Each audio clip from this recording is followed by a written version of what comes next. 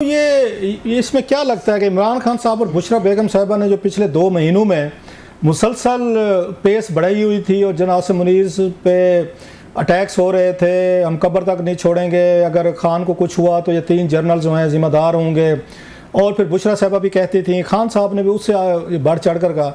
अब समझते हैं उसके रिएक्शन है कि दे डिसाइडेड कि खान साहब को फिर एक छोटा सा सरप्राइज़ दिया जाए और कि अगर हम मतलब उसके बाद जनरल फैज़ साहब पे ये सारे गिरफ्तारी करके जो इल्ज़ामात या चार्जशीट लगाएगी, ये उसका जवाब समझेंगे आप कि उन्होंने एक बड़ा स्ट्रॉन्ग वर्ल्ड मैसेज भेजा इमरान खान साहब के लिए कि जो आपके आर्मी चीफ जिनको लगाना चाहते थे, मोस्ट ट्रस्टेड आपके जो लेफ्टिनेंट थे, ही इज़ इन जेल आपके साथ। I don't think so. देखें, when the army decides to arrest a former DG-ISI, farmer core commander भी रहे हैं, DG-ISI भी रहे हैं, तो वो खाली किसी एक आधा मैसेज के लिए आप नहीं करते।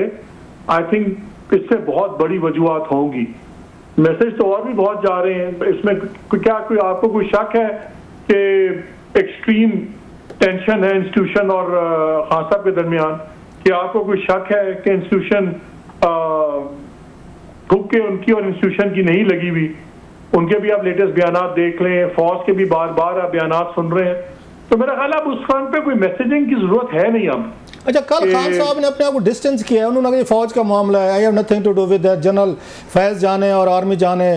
तो ये कैसे देखते हैं कि थोड़ा सरप्राइजिंग नहीं लगा लोगों को, उन सपोर्टर्स को, कि वो जनरल फैज़ साहब को अपना बंदा समझते थे, अब खान साहब ने कहा जी कि मुझे इनसे कुछ लेना देना नहीं है, जो कि मेरा ख्याल है ठीक स्ट्रैटेजी है, मैं तो अप्रिशिएट करता हूँ। यही काम अगर वो 2022 में करते जब आर्मी चीफ की अपॉइंटमेंट हो रही थी तो शायद यहाँ तक मामला ना पहुँचते, अगर उस वक्त किसी लॉबी का हिस्सा ना बनते और ये जनरल फैज़ को ये कहते भाई साहब आप जाने, फौज जाने, तो शायद ये चीज़ें नहीं होनी थी। तो आप समझते हैं कि खान साहब 2 साल बाद ही सही एटलीस्ट वाइज हुए हैं, कुछ समझदार हुए हैं, उन्होंने सही बयान दिया है कल? सर देखिए, मुझे याद है, मैं भी जिक्र आपसे नहीं करूंगा कि किसने मुझे कहा, जब ये जनरल फैज़ वाला का झगड़ा चला, जनरल आसिम बाजवा का और प्राइम मिनिस्टर का, जब डिफरेंसेस आए, तो मुझे उसमें एक बहुत सीनियर आदमी ने एक बड़ी इंटरेस्टिंग बात की जी।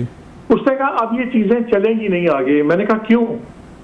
उन्होंने कहा कि देखें जी, पहली बार ये हुआ कि कोई वजीर आजम आर्मी की इंटरनल डायनामिक्स में इन्वॉल्व हो रहे हैं। yes. कौन कहाँ लगेगा, कौन कहाँ नहीं लगेगा, तो ये अफोर्ड नहीं करता आर्मी एज इंस्टीट्यूशन। हमारा बड़ा सिस्टम और किस्म का है, हमारी रिक्वायरमेंट, हमारे एक ऑर्डर पे लोग जाने देते हैं, हमारे एक ऑर्डर पे लोग सवाल नहीं करते। हम अफोर्ड नहीं करते कि कोई भी हमारे टॉप पोस्टिंग्स के अंदर और इन चीजों के अंदर इन्वॉल्व हो।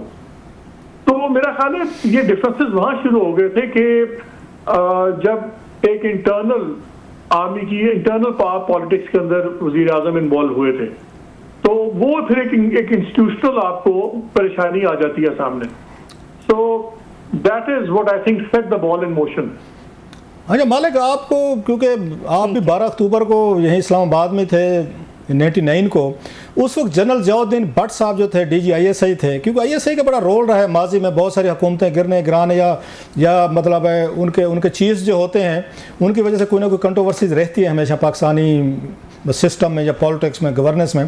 तो ज़ियाउद्दीन भट्ट साहब को भी आर्मी ने यही समझा था कि अपने चीफ के खिलाफ इस्तेमाल हुए हैं वो, और उन्होंने नवाज शरीफ साहब के साथ अफिलिएशन दिखाई और चीफ को हटाने में खुद उन्होंने वो जाकर सितारे लगवाने बैठ गए थे, और वो भी गिरफ्तार हुए और फिर उनका हाउस अरेस्ट हुआ। लंबी कहानी है सर मुशर्रफ दौर में।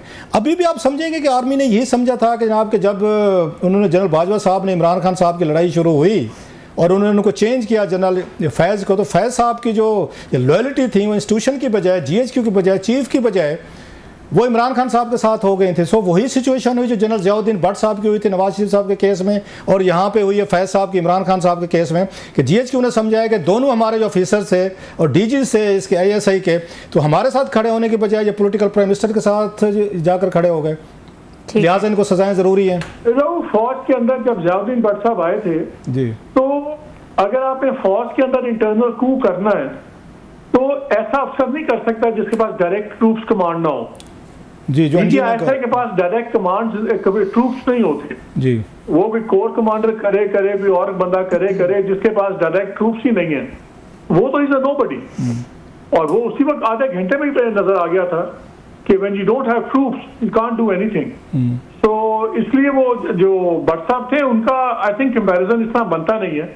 बिकॉज आप एज DGSI जाके किस बेसिस पे आप आर्मी टेक ओवर करेंगे जब आप एक नाका भी नहीं, मैं और बात कह रहा था मालिक, मैं लॉयल्टीज की बात कर रहा था कि उस वक्त जियाउद्दीन भट्ट साहब की लॉयल्टीज नवाज शरीफ साहब के साथ थी, GHQ के साथ नहीं थी। मैं ये बात करूँ, same goes for general Faiz. जब इनको हटाया गया था, उन्होंने जनरल बाजवा साहब ने ट्वीट किया ISPR ने आके 6 अक्टूबर का, और इमरान खान साहब ने नहीं माना था, तो ये समझा गया था पीछे से जनरल फैज जो है उनको कह रहे हैं कि आपने नहीं हटाना मुझे। मैं ये कह रहा हूँ उस वक्त उनकी लॉयल्टी फिर इमरान खान साहब के साथ थी, उधर GHQ के साथ नहीं थी। मैं ये कंपेरिजन आपसे ड्रॉ कराना चाहता हूँ। It's about the issue of loyalties की बात हो रही है। कागजों में बड़ा सिंपल चीज है कि DGSI रिपोर्ट करते हैं टू द प्राइम मिनिस्टर जी, लेकिन इवन उनका सेक्रेटेरिएट फंक्शनल हो ही नहीं सकता अगर उनकी लॉयल्टी डिवाइडेड लॉयल्टी होगी। रिपोर्टिंग लाइन अप होना और चीज है, लेकिन जब आप हर चीज के लिए मरहूने मिन्नत होंगे अपने इंस्टीट्यूशन के, और आपकी सारी चीजें इंस्टीट्यूशन के साथ ही चलनी है, तो आप कैसे इंस्टीट्यूशन को, अगर आपकी लॉयल्टी पे शक होगा इंस्टीट्यूशन के, आप कैसे चल सकते हैं? आप नहीं चल सकते। आपको याद है उन्होंने रिटायर्ड जनरल लगा दिया था एक दफा बेनजीर साहिबा ने, शमसुरमान कल्लू, हालांकि वो जनरल ही थे, शमसुरमान लगा कल्लू दिया DGSI, जी, वो फंक्शन ही नहीं कर सके थे, ऐसा ही है, because the system did not support him. True.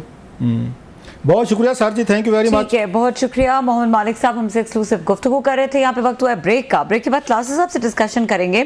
कुछ army chief general Asim Munir ने आज जो काकूल एकेडमी में 14 अगस्त के मौके पर खिताब किया और कुछ अपने जो अज़ाइम दोहराए उस हवाले से, और क्लास साहब के पास कुछ खबरें भी है इस हवाले से, उनसे डिस्कस करेंगे इस ब्रेक के बाद। हमारे साथ रहिए। Welcome back. क्लास साहब, आपने मालिक साहब की गुफ्तगू सुनी और हम कल के प्रोग्राम में भी, आज भी हम जो डिस्कस करें वो यही करें। आज आर्मी चीफ ने जो काकूल एकेडमी में बात की, उन्होंने भी यही कहा कि हम बड़े सख्ती से निपटेंगे उन लोगों से जो इस तरह की खलीज पैदा कर रहे हैं।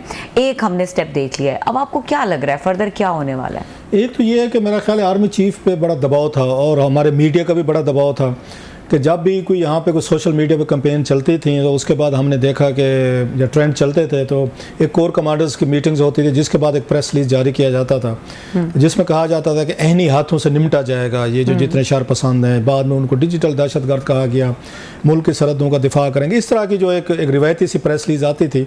और पिछले 1 साल से हम देख रहे थे 9 मई के बाद से चीज़ें हो रही थी, तो बहुत सारे लोग उन पर तनकीद करना शुरू हो गए थे कि जनाब के ये कि जो ही आपके खिलाफ कोई बहुत बड़ी कैंपेन शुरू होती है या कोई बहुत बड़ा बम फोड़ा जाता है, उसके बाद एक कमांडर्स की मीटिंग होती है और मीटिंग के बाद एक प्रेस रिलीज निकलती है जिसमें यही कहा जाता है कि 9 मई के उनको नहीं छोड़ा जाएगा, नहीं बख्शा जाएगा। तो एक रूटीन बन गई थी, लोगों ने इसको सीरियस लेना ही छोड़ दिया था, बल्कि मीम बननी शुरू हो गई। ट्विटर सोशल मीडिया पे बहुत सारी कैंपेन्स, और वो हमारे साथ भी हमारे दोस्त कामरान यूसुफ आते थे, हम भी ये बात कहते थे, एग्री करते थे कि जनाब हर दफ़ा एक प्रेस रिलीज आ जाती है और होता कुछ नहीं है। सो आप you are on the defensive side, तो आप कुछ कर नहीं पा रहे, कोई कुव्वत फैसले की कमी है या आपके पास नैरेटिव नहीं है, या नैरेटिव नहीं है कि जिसको आप ये बीट कर सकें जो आप